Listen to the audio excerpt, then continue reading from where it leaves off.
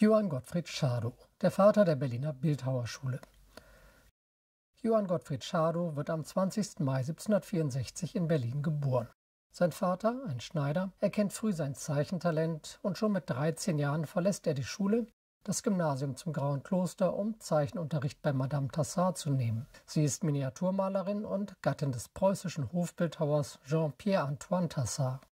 Ein Jahr später wird er dessen Schüler und beginnt seine Ausbildung an der Akademie der Künste.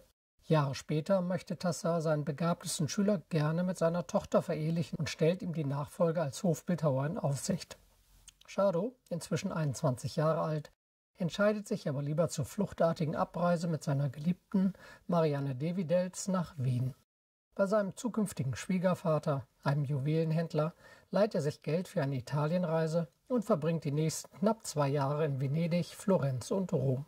Er studiert dort die Galerien und Skulpturensammlungen und freundet sich mit Antonio Canova an, der als bedeutendster Vertreter des italienischen Klassizismus gilt. Hier eines seiner Werke aus der damaligen Zeit, das Grabmal von Papst Clemens XIV. Von 1787. In dem Jahr kehrt Schadow auch nach Berlin zurück und macht durch die Förderung des preußischen Staatsministers Friedrich Anton von Heinitz schnell Karriere. Zunächst wird er Porzellanmaler bei der Königlichen Porzellanmanufaktur.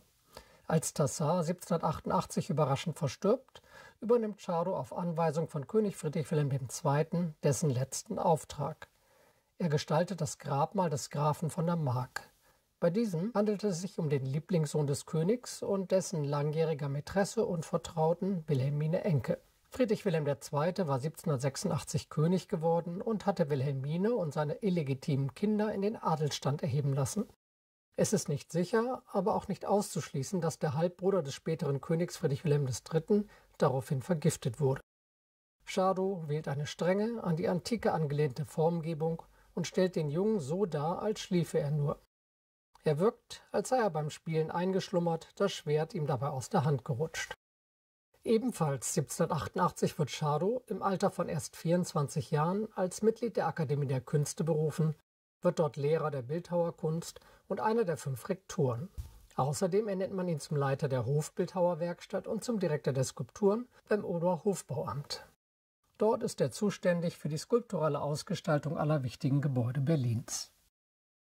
Daher arbeitet Schadow auch 1789 mit Karl Gotthard Lanckans zusammen und modelliert für das Brandenburger Tor sowohl die Quadriga als auch Modelle für die plastischen Skulpturen wie Mars und Minerva und Reliefs. Mehr dazu erzähle ich in meinem ersten Video zum Brandenburger Tor. Das dritte berühmte Werk Schadows ist die Prinzessinnengruppe. Sie stellt die preußische Kronprinzessin und spätere Königin Luise zusammen mit ihrer jüngeren Schwester Friederike dar und zählt zu den Meisterwerken des Berliner Frühklassizismus. Zu dieser Gruppe gibt es ein eigenes ausführliches Video, den Link findet man oben rechts und in der Beschreibung unten. Obwohl Schadow tief enttäuscht ist, dass sein Meisterwerk nur kurz in der Öffentlichkeit zu sehen ist er weiterhin voller Schaffenskraft und gestaltet unter anderem einen 36 Meter langen Fries für die bis 1800 erbaute Berliner Münze. Um 1800 ist Schadow der berühmteste Künstler Preußens. Seine herausragenden künstlerischen Fähigkeiten ziehen viele begabte Schüler an, was ihm später den Titel Vater der Berliner Bildhauerschule einbringt. 1805 wird Schadow Vizedirektor der Akademie der Künste. Er bezieht mit seiner Familie sein neues Wohnhaus in der heutigen Schadowstraße, das als eines der wenigen Bürgerhäuser aus dieser Zeit noch erhalten geblieben ist. Ein Jahr später muss er allerdings miterleben, wie Napoleon mit seinen Truppen Berlin besetzt und französische Soldaten in seinem Haus einquartiert werden.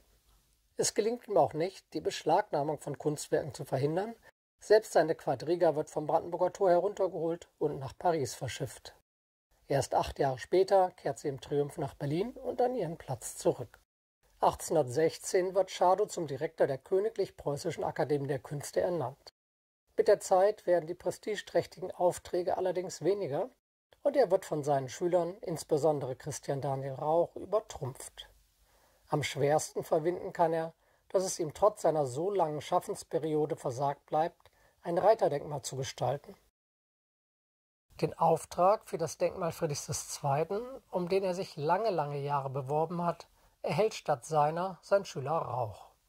Verärgert äußert er: Mein Ruhm ist in Rauch aufgegangen. Zu dem Zeitpunkt, als der Auftrag vergeben wird, hat Schadow bereits Probleme mit dem Augenlicht und muss sich einer Augenoperation unterziehen. 1844 entsteht sein letztes plastisches Werk. Das Ende einer enormen Produktivität. Etwa 400 bildhauerische Werke und 2300 seiner Zeichnungen sind heute noch erhalten. Schadow ist Zeit seines Lebens auch in verschiedenen anderen Bereichen aktiv. 1803 ist er Mitbegründer des ersten deutschen Schachclubs. 1814 gründet er den Berlinischen Künstlerverein und wird dessen Vorsitzender. Als Freimaurer gehört er der Berliner Loge Friedrich Wilhelm zur gekrönten Gerechtigkeit an. Auch politisch engagiert er sich und wird 1827 zum Abgeordneten von Berlin gewählt.